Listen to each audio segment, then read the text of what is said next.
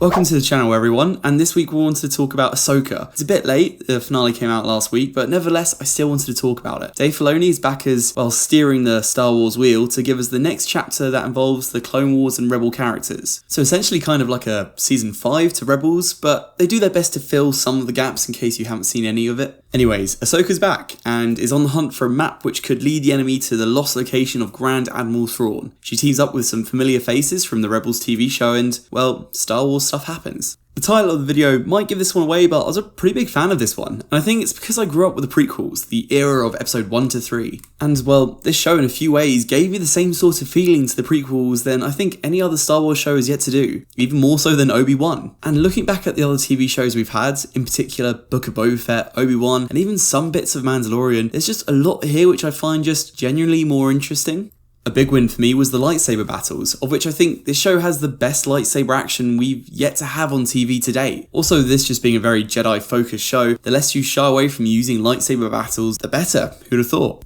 And this might come down to how you like the fights from the prequels. I love them, and I like the choreography behind them, and the flashiness you get from these masters of wielding lightsabers. And people say it looks like a dance choreography, and I get that, but I think that's what makes it spectacular and entertaining. And this show I felt did a lot of that prequel flashiness while still keeping in the weight and the straightforwardness of some of the new material we've had. We have two mysterious new characters played by Ivanna Sakhno and the late Stevenson, and they're both great, and their clashes with Ahsoka always just fun to watch. The environments I feel like were a step up as well. Felt a bit less like they were just stuck in a volume box. Really helps sell the action. If you're scared of the audience getting bored of a duel, make them in exciting places. I loved the pink-petaled floored forest in episode 4 and the shipyard used in episode 2. That combined with interesting choreography really sells the show. Story and pace wise though, it does feel a little bit slow, unfortunately. There's still a lot of padding, reminding you that a concept has been stretched out to fit a TV show runtime. An example of this is in episode 4, there's like a 4-minute standoff before the enemies even start swinging their lightsabers at each other, which just feels really sluggish. And dialogue can feel a bit slow due to the editing between conversations. Like when one person finishes speaking, it leaves a longer pause than what you would want to have before it then cuts to the response of the other person. Just really weird. And character-wise, it started off questionable, but towards the end I felt like it got a lot more dynamic and interesting. Both Rosario Dawson as Ahsoka and Natasha Bordizzo as Sabine came to mind when I say this. Both start out really stoic, probably by choice, but they're not really interesting drivers of the story because of this. Anyway, something happens to Ahsoka about halfway through the show, and then we get an intentional switch where the character gets a bit more playful, and I much preferred that. Both definitely looked the part though, for sure, and fair play to Rosario Dawson. She learnt the classic one lightsaber behind and one in front stance, and they managed to use it a couple of times to good effect. Can't imagine that's easy to implement or to make look practical. I love seeing David Tennant return as the voice for Huyang.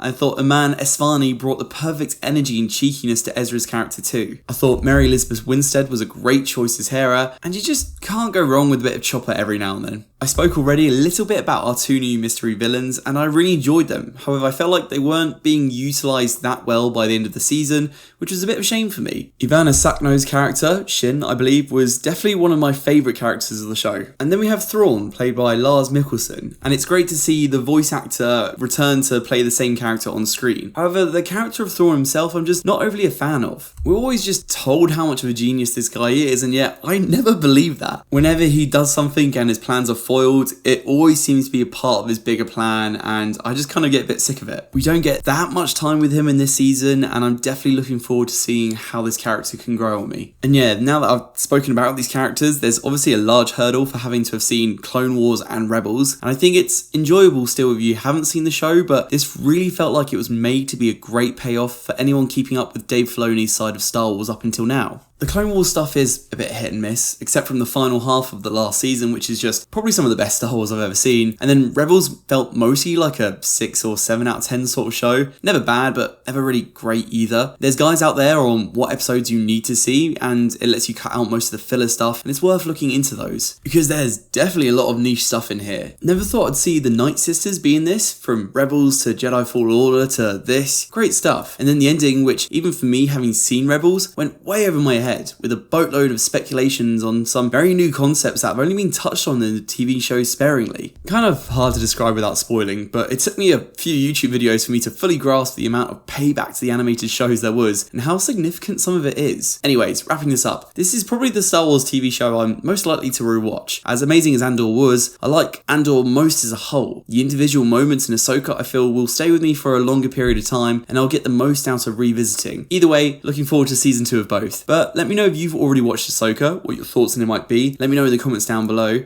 If you enjoyed this video and want to like and subscribe. And as always, stay tuned for more reviews on movies, anime and video games. Until next time guys, take care. Bye bye.